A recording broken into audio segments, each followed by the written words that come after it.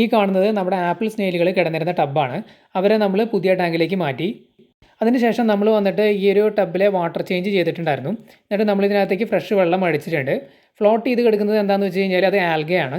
സൈഡിലൊക്കെ ആൽഗയുണ്ട്. അത് നമ്മൾ ഉരച്ച് കളഞ്ഞിട്ടൊന്നുമില്ല. കാരണം ഇതിനകത്ത് ആപ്പിൾ സ്നെയിലുകൾ മുട്ടയിട്ടിട്ടുണ്ട്. ആ സൈഡിൽ നോക്കിയാൽ നിങ്ങൾക്ക് കാണാം, അതാണ് മുട്ട. മുട്ട എന്ന് പറയാൻ പറ്റില്ല, മുട്ടകളാണ്. അത് ഒരു പുറ്റ് പോലെയാണ് അവരിങ്ങനെ മുട്ടകൾ ഇട്ട് വയ്ക്കുന്നത്. അപ്പോൾ ഇത് വിരിഞ്ഞ് കുഞ്ഞുങ്ങൾ നേരെ താഴത്തേക്കാണ് വീഴുന്നത്.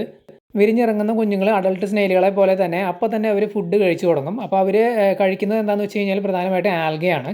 അതുകൊണ്ടാണ് നമ്മൾ സൈഡിൽ ഉണ്ടായിട്ടുള്ള ആൽഗയൊന്നും ഉരച്ച് കളയാതിരുന്നത്. അപ്പോൾ അവർ അത് ഫുഡായിട്ട് കഴിച്ചോളും.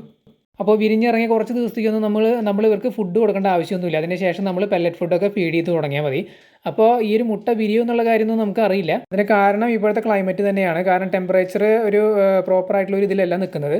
അതുകൊണ്ടാണ് നമുക്ക് കൃത്യമായിട്ട് പറയാൻ സാധിക്കാത്തത്. മഴക്കാലത്ത് തന്നെയാണ് ഇവർ മുട്ടയിടുന്നത്, മുട്ടകൾ വിരിയുന്നതും ഒക്കെ. അപ്പോൾ എന്തായാലും നമുക്ക് നോക്കാം. മുട്ടകൾ വിരിയാനായിട്ട് എടുക്കുന്ന സമയം എന്ന് പറയുന്നത് ഏകദേശം 2 ആഴ്ചയാണ്.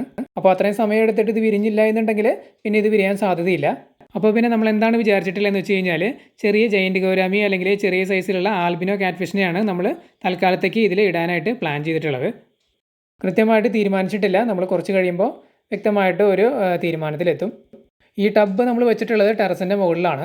ജസ്റ്റ് ഞാൻ പുറത്തേക്ക് പോകുന്ന വഴിക്ക് ആ ഒരു ചെറിയ ടാങ്ക് നിങ്ങളെ കാണിച്ചതാണ്. ഇതാണ് നമ്മൾ പുതിയതായിട്ട് സെറ്റ് ചെയ്ത ആ ഒരു ടാങ്ക്.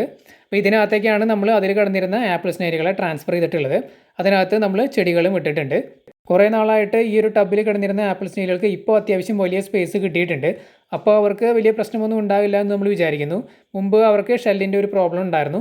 ഇനി ആ ഒരു പ്രോബ്ലം ഉണ്ടാവില്ല എന്നാണ് നമ്മൾ വിചാരിക്കുന്നത്. ഇവരുടെ എണ്ണം കൂടുമ്പോഴാണ് വെള്ളത്തിന് പെട്ടെന്ന് പ്രോബ്ലം വരുന്നത്.